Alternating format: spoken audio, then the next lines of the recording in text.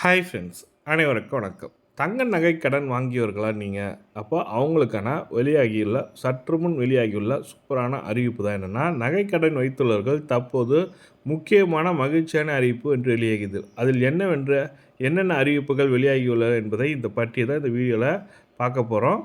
So இந்த video பிடிச்சிருந்தா ஒரு லைக் பண்ணுங்கள், கூடிய சப்ஸ்கிரைப் பண்ணுங்கள். சப்ஸ்கிரைப் பட்டன் ப்ரெஸ் பண்ணிவிட்டு கூடிய பெல் பட்டனையும் ப்ரெஸ் பண்ணிங்க. அப்போ தான் நம்ம போடுற வீடியோ உடனுக்குடனே உங்களுக்கும் கிடைக்கும். நீங்களும் மிஸ் பண்ணாமல் பார்க்கலாம். வாங்க வீடியோக்குள்ளே போகலாம். வங்கி மற்றும் நகைக்கடன் வழங்குவதில் நிதி நிறுவனங்கள் நகைக்கடன் வாங்கியவர்கள் பலர் முழு தொகையும் செலுத்த முடியாமல் வட்டி மட்டும் செலுத்தும் வசதியை அசலை கட்ட முடியாமல் நகை மீட்க முடியாத நிலையில் இருந்து வந்த நிலையில் அவர்கள் பயன்பெறும் வகையில் புதிய சலுகை இந்திய ரிசர்வ் வங்கி கொண்டு வர உள்ளது. அந்த புதிய சலுகையின்படி வீடு வாகனம் கடன் போலவே இஎம்ஐ எனப்படும் மாத தவணை முறையில் விரைவில் நகைக்கடனுக்கு கொண்டு வரப்பட உள்ளது. நகைக்கடனில் வட்டி மற்றும் அசலை கணக்கிட்டு இஎம்ஐ அதாவது மாத தவணை திருப்பி செலுத்த வசதியை ஏற்படுத்த வங்கிகளுக்கு நகைக்கடன் நிறுவனங்களுக்கும் தயாரிக்க வருகின்றன. இதன் மூலம் ஏராளமானோர் பயன்பெற உள்ளனர்னு சொல்லியிருக்காங்க. இந்திய ரிசர்வ் வங்கி வெளியிட்ட சுற்றறிக்கையின் தங்க நகை கடன் தொகை, நகை மதிப்பீடு, நகை ஏலத்தின் வெளிப்படைத்தன்மை, நகைக்கு இணையான கடன் தொகை விகிதம், ஒரே அடமான கடன் மீது கூடுதல் கடன் ஆகியவற்றில் பல குறைபாடுகள் தெரிய வந்திருப்பதாக அதில் கூறப்பட்டுள்ளது. இந்த புதிய முறையின் கீழ் நகை கடன் பெறுபவர்கள் அசல் மற்றும் வட்டி இரண்டையும் சமமான மாதத்தில் தவணை இஎம்ஐ கடன் காலத்தில் தொடக்கத்திலிருந்து செலுத்த வேண்டியிருக்கும். தங்க கடனுக்கான லோன் வாங்குவது குறித்து வங்கியில் மற்றும் நகைக்கடன் வாங்கும் நிதி நிறுவனங்கள் ஆலோசித்து வந்தன.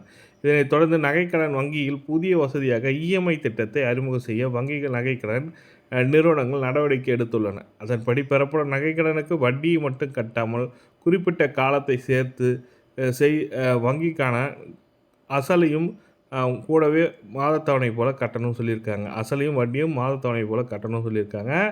இதனால் குறிப்பிட்ட ஆண்டுகளில் நகைக்கடன் அடைவதுடன் அசலை கட்ட முடியாமல் நகையை ஏலம் விடுவது தவிர்க்கப்படும் என்பதால் வாடிக்கையாளருக்கு நன்மை ஏற்படும் சொல்லியிருக்காங்க. இந்த புதிய விதிமுறை விரிவில் அமல்படுத்த உள்ளன. இதன் மூலம் நகைக்கடன் வங்கியவர்களுக்கு மகிழ்ச்சியான அடைந்துள்ளார். அடுத்த அறிக்கையாக மத்திய நிதியமைச்சர் நிர்மலா சீதாராமன் அம்மா அவர்கள் பார்த்தீங்கன்னாக்கா நகைக்கடன் குறித்து ஒரு முக்கியமான அறிவிப்பு வெளியிட்டார். அதன்படி வங்கி அல்லாத அடகு நிறுவனங்கள் சில விதிகளை பின்பற்றுவதில்லை என்றும் அவைகள் ரிசர்வ் வங்கி விதிகளை பின்பற்றாமல் நகைகளை ஏலம் விடுகின்றன. அடகு நிறுவனங்கள் அப்படி செய்வது தெரிந்தால் அதற்கு எதிராக கடும் நடவடிக்கை எடுக்கப்படும். வங்கி அல்லாத நிதி நிறுவனங்கள் கடன் வசூல் நடைமுறைகளை நியாயமானதாகவும் மரியாதையாகவும் இரக்கமுள்ளதாக இருக்க வேண்டும் என்று சொல்லிட்டு விதிமுறைகளை பின்பற்றி மட்டுமே நீங்கள் செயல்பட வேண்டும் என்று மத்திய நிதியமைச்சர் நிர்மலா சீதாராமன் எச்சரிக்கை கொடுத்துருக்காங்க. வங்கி அல்லாத நிறுவனங்களுக்கு ஒரு எச்சரிக்கை கொடுத்துருக்காங்க. அதாவது நீங்கள் நகைக்கடன் முறையாக வசூலிக்கப்படணுன்ற மாதிரி சொல்லியிருக்காங்க. இந்த 2 விதமான தகவல் தான் உங்களுக்கு ஷேர் பண்ண நினச்சேன். வீடியோ பிடிச்சிருந்தால் லைக் பண்ணுங்கள், கூட சப்ஸ்கிரைப் பண்ணுங்கள். தேங்க்யூ.